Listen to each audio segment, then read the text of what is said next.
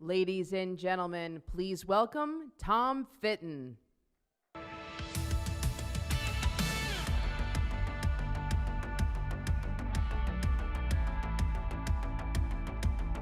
That's a big crowd.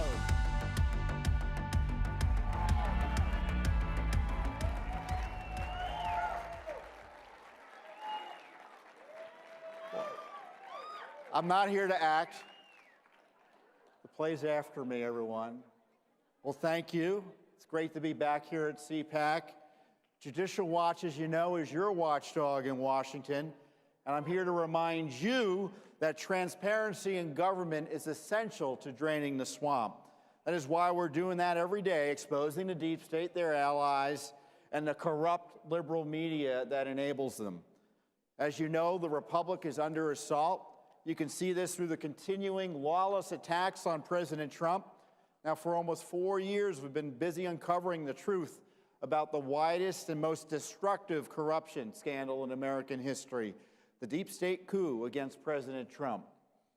The coup began as an attempt by high-ranking members of the Obama administration to rig the 2016 election in favor of Hillary Clinton. Failing that, and it did fail, it developed into a full-blown effort to overthrow a legitimately elected president of the United States. Comey spied on Trump with Obama's approval, and the deep state coup plotters in the DOJ and FBI, believe it or not, talked of wearing wires and invoking the 25th Amendment to remove the president from office. Sounds like a seditious conspiracy to me, does it to you? Then, after Robert Mueller's special counsel partisans failed to deliver the goods, the coup cabal, led by Adam Schiff, abused whistleblower laws in one of the gravest abuses of Congress ever. President Trump supposedly was impeached forever, as Nancy Pelosi so childishly put it, but he was also acquitted forever by the United States Senate.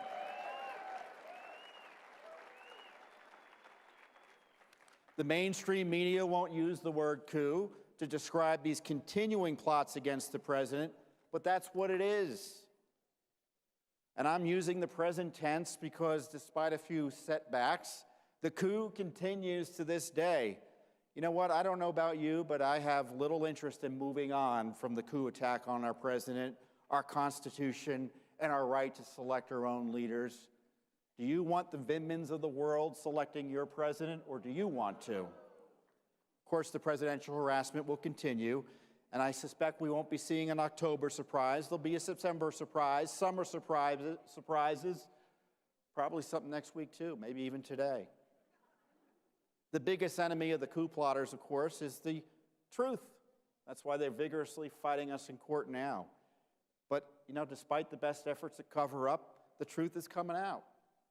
And, of course, in a sane world, the whole Obama-Clinton deep state gang would be worried about prosecution and accountability. And who do I mean? I mean Obama, Clinton, Brennan, Clapper, both the Bidens. Maybe there's a third one there. Rice, Comey, McCabe, Kerry, Bruce Orr, and of course Nellie, the Fusion GPS crowd, and of course Strzok and Page, the two FBI officials whose texts that you'll see dramatized here in a few minutes expose the true motives behind the attacks on Trump. By the way, you know, you heard me right. I did say Obama. Obama knew. He knew. You know, frankly, if we're going to be impeaching presidents, then we should impeach Obama.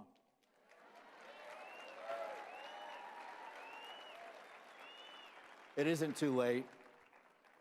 You know, let's stop trying to provide cover for Schiff's leaker. I worked with whistleblowers. I know whistleblowers. Whistleblowers were friends of mine. Hey, Schiff, you anti-Trump leaker, you're no whistleblower. And thankfully, there's the heavy lifting by Judicial Watch to expose this abuse of the president. Who needs an IG when you have Judicial Watch? We exposed that the FBI, in a joint operation with the Clinton campaign, paid the foreign spy Steele for dirt on Trump. That's right, your tax dollars helped pay for Hillary Clinton's foreign spy to target President Trump. We also exposed the FISA warrant fraud and the fact that the FISA court did not hold one darn hearing on the spy warrants targeting candidate Trump and then President Trump. And then there's the exposure of Bruce and Nellie Orr, who was funneling misinformation into the DOJ and FBI in order to try to destroy Trump. You know what? Bruce Orr got we exposed he got $28,000 bonus in the middle of Russiagate, and then gets a raise after he is removed for improperly colluding with Clinton spy Christopher Steele to get Trump. Can you believe it? Why is Orr still at the Justice Department? I don't know. We'll have to ask Attorney General Barr that. Is he speaking? I tell you what, the best FISA reform, you know, they're talking about reforming FISA, would be to prosecute those who illegally spied on President Trump and Lord knows who else.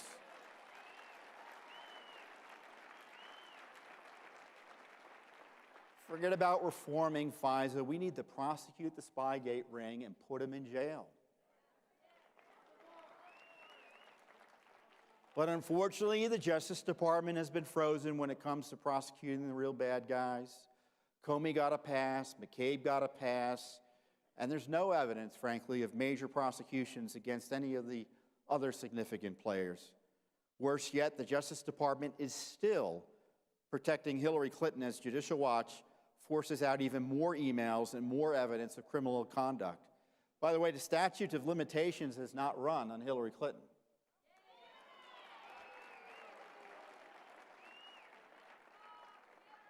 You know what? I have a little compromise to offer here. Perhaps President Trump can stop tweeting when the Justice Department starts prosecuting.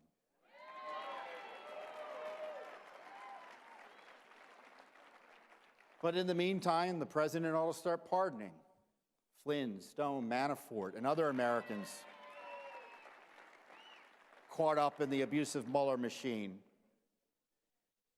You know, the craven left is not just attacking our republic through its assault on President Trump. Our republic is also facing a continuing challenge from border security. Borders are critical to our country. They protect us and keep us safe, defines us as a nation. And you can see with the coronavirus, secure borders also protect the public health. We all know that, but of course the Open Borders activists encouraged, aided, and funded mass caravans that further stressed our southern border. President Trump has taken strong action to control the assault on our sovereignty, but he's faced dishonest opposition from anti-Trump activist judges and sanctuary politicians who place politics over the public safety. How do you like this for an idea for immigration reform? Enforce the law.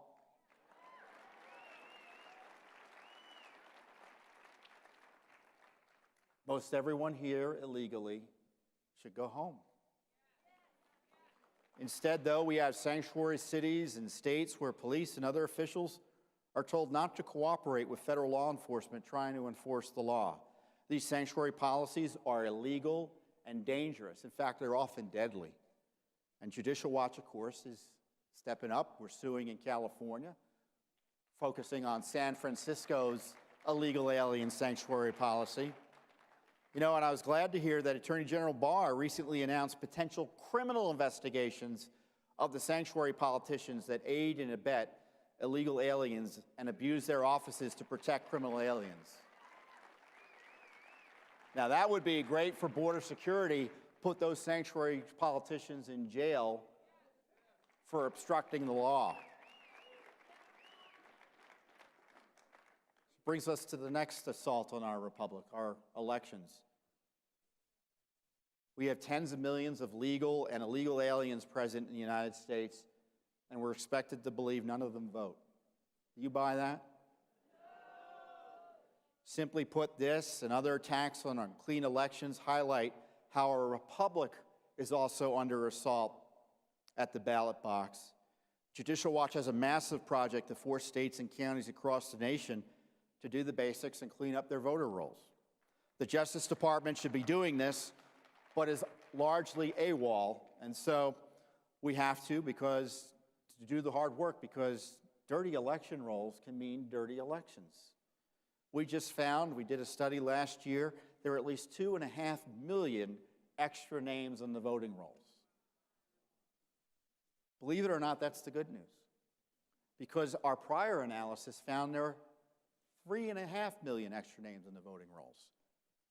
So our pressure and lawsuits are working. In Los Angeles County, our big federal lawsuit resulted in a settlement agreement, yes, with Los Angeles County, requiring the county to remove as many as 1.6 million inactive voters over the next few years. But we're not stopping there, of course. We're relentless, and we sent warnings just recently to counties in 5 different states: North Carolina, Virginia, Pennsylvania, Colorado, and of course, again, California, telling them to take reasonable steps to clean their rolls or face lawsuits again from your friendly neighborhood Judicial Watch. And let me ask you this: why would the left so reflexively oppose clean election rolls, voter ID, citizenship verification for voting, and promote dangerous practices like ballot harvesting? I think it's because they want to be able to steal elections when necessary. The Soros-funded left has hundreds of groups attacking clean elections and voter ID, and now even the Electoral College. And on the other side is just little old Judicial Watch or 1 or 2 other groups. As I say, we're happy to do the heavy lifting, but we all have to realize that all our debates about taxes and abortion and health care don't mean a lick if the left can steal our elections to maintain and expand power. Never before in our nation's history have we seen such a sustained attack on our Republican form of government. The seditious conspiracy, as I say, continues. Of course, the past few weeks saw more illegal leaks on Russia again to smear President Trump, and yes, even Bernie Sanders. Frankly, both Trump and Sanders, ironically, are crime victims of the desperate deep state. Maybe they can sue together. And the assault on our borders continue. Rising leftists openly call for open borders and seek to erase the distinction between citizens and non-citizens. I tell you what, if you erase our borders, you erase our country. And now voter fraud, of course, from our perspective, that's the real civil rights issue of our time. Who stands for the civil rights of voters whose votes are stolen? The left would pretend voter fraud is no big deal. You know what, but how many votes do you think are too many if they're fraudulent?